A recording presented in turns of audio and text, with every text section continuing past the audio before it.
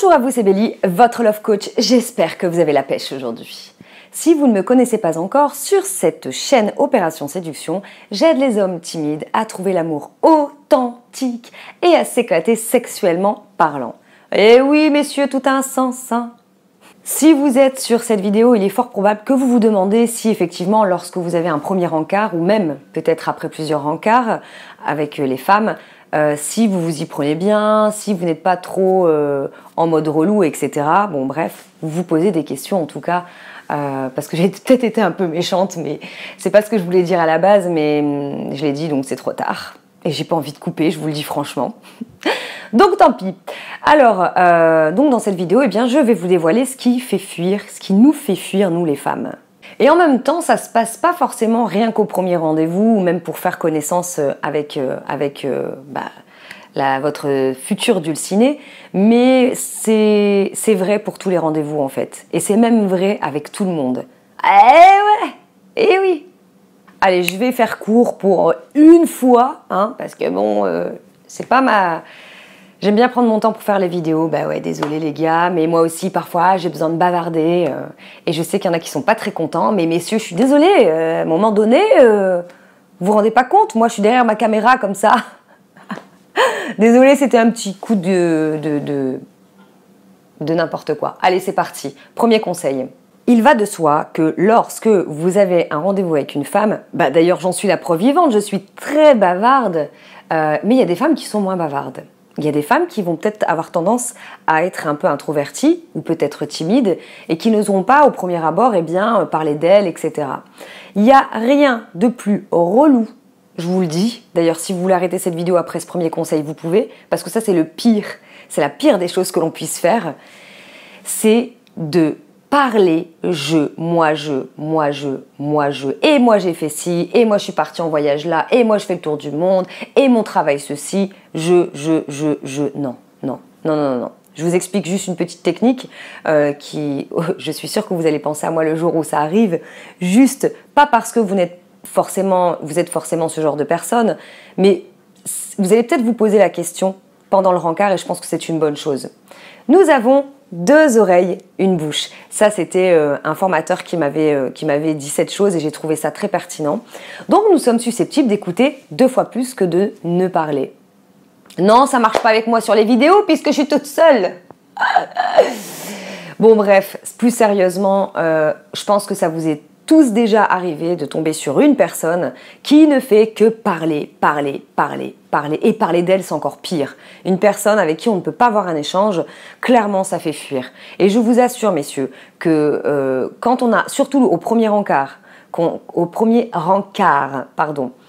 se rend compte qu'on est avec un mec qui parle beaucoup plus que nous et qui est en plus centré sur sa personne, je vais pas m'aventurer dans le vocabulaire aujourd'hui parce que je suis pas du tout en forme.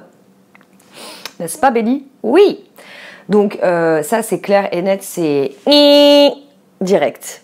Franchement. Donc ça, c'est vraiment un comportement qui fait fuir. Et je vous dis que ce soit, d'ailleurs, en fait, au premier rencard ou tous les autres rencards que vous allez avoir avec elle, ou même si vous êtes en couple, hein, parce que je sais que vous êtes de plus en plus nombreux à me regarder sur cette chaîne, même si vous êtes en couple, pensez à écouter votre femme. Pensez à l'écouter attentivement. Je ne dis pas que vous devez être le larbin à ne faire qu'écouter, pas du tout, loin de là, mais c'est juste que cette chose-là fait fuir les femmes.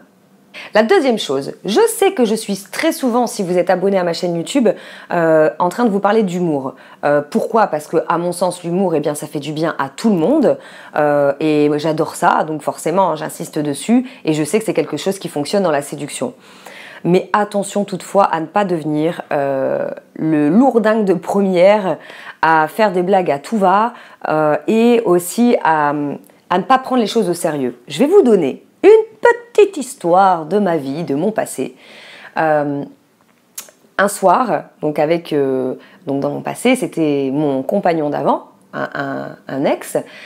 Avant d'être avec lui, j'aimais beaucoup sa présence parce qu'on discutait et on rigolait énormément. Sauf qu'un jour, je sais que je me suis énervée parce que je lui parlais à cœur ouvert, je lui parlais sincèrement. Et lui, en fait, il était assez introverti, un peu timide. Du coup, quand il était mal à l'aise avec un sujet, eh bien, forcément, il rebondissait sur quelque chose, soit l'autodérision qui lui appartenait, ou alors sur un truc rigolo. Mais moi, ce jour-là, j'avais franchement pas envie qu'il se marre de ce que je racontais. Donc faites très attention à ça, dans le sens où je suis pas en train de vous donner des codes pour bien séduire et que vous devez être un robot, hein, loin de là. Je pense que c'est une question de bon sens. En fait, il faut que vous le sentiez. Si vous vous rendez compte qu'à un moment donné, la nana, elle rigole et qu'elle vous parle sérieusement, il y a des trêves. Hein. Une petite trêve, c'est cool quand même. L'humour à tout va, ça peut vraiment casser le truc et ça peut faire passer vraiment la personne pour soit le clown de service et du coup, le clown de service en général, on n'a pas trop envie forcément d'avoir des relations sexuelles avec lui. On n'a pas envie d'avoir une relation forcément sérieuse avec lui parce que justement, il n'est pas suffisamment pris au sérieux. Donc je sais que vous vous dites souvent « Oui, mais Bélie, c'est un peu compliqué ». Non, ce que je vous donne comme conseil, appliquez-le peut-être si vous en ressentez le besoin, mais avec votre personnalité, d'accord? Ça, c'est important que vous entendiez ce message. Et je rigole pas. La troisième chose qui fait fuir les femmes, à votre avis? Bon, comme je vous entends pas, je vais le dire. L'égoïsme. Ah non, l'égoïsme, les gars, non. Alors attention, l'égoïsme, ce n'est pas que financier. Hein. Je parle pas de, il faut, parce que être égoïste, c'est aussi, parce que ça existe, hein, des hommes qui veulent pas payer, même en couple, hein, qui tout doit être coupé en deux. Non, à un moment donné, je veux dire, la générosité, elle est importante dans notre vie d'humain. Ça n'a rien à voir même avec les femmes, mais avec tout le monde. Je pense que la générosité, ça fait partie de nos qualités humaines, et l'égoïsme, eh bien, ça va à l'encontre de ça. Donc il y a aussi l'égoïsme en termes d'attitude, d'être centré sur sa personne, d'être disponible exclusivement quand vous en avez envie, ou encore de faire exclusivement ce que vous voulez. Si par exemple elle a envie de faire quelque chose, je sais pas moi, un truc de fille que vous n'aimez pas, aller dans un parc je vais dire autre chose, dans un parc où il y a des fleurs. Par exemple, et que vous n'aimez pas ça, je suis pas en train de vous dire de vous forcer, mais je pense que c'est quand même bien de découvrir le monde aussi de cette fille pour savoir qui elle est, parce que peut-être que justement vous allez vous dire ah non, c'est pas du tout ce genre de personne avec qui j'ai envie d'être. Parce que je vous rappelle que sur cette chaîne, je vous aide à faire des rencontres et à rencontrer une personne authentique et une personne qui vous correspond et de ne pas soulever n'importe qui, n'importe quand. Donc, si vous vous rendez compte que voilà, elle vous fera un beau cadeau, vous vous direz non, on n'a pas du tout les mêmes, comment on appelle ça ? Les mêmes centres d'intérêt, on n'a pas les mêmes projets, etc. Et effectivement, quand on est vraiment très très différents, c'est compliqué parce que je sais qu'il y a un dicton qui dit que les contraires s'attirent. Moi, je vous dis le contraire, justement, c'est que les contraires s'expirent. Pour la simple et bonne raison, c'est que si, par exemple, vous aimez faire du sport à fond, que vous êtes à fond dans votre travail, que vous êtes quelqu'un qui aime voyager, etc., et que vous êtes avec une pantouflarde, une fille qui préfère avoir 3 enfants, rester à la maison et ne pas voir le monde, je pense que ça va être très difficile pour vous.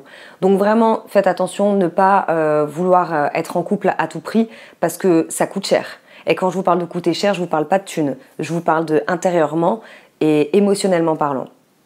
J'ai été un peu plus loin dans cette vidéo finalement, j'étais en mode un peu philosophe, coaching, etc. Mais très sincèrement, voilà, vous avez les 3 choses en tout cas qui font fuir en tout cas les femmes.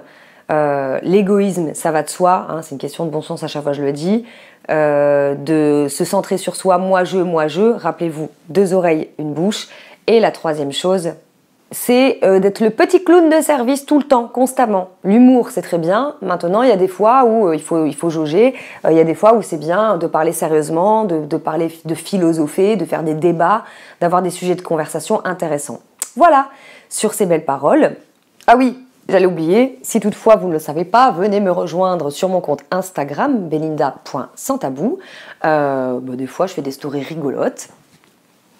Et puis, si toutefois vous avez besoin de coaching, rappelez-vous qu'en description, vous avez les modalités. Vous pouvez cliquer sur le lien concerné. Je vous dis à très bientôt pour une prochaine vidéo.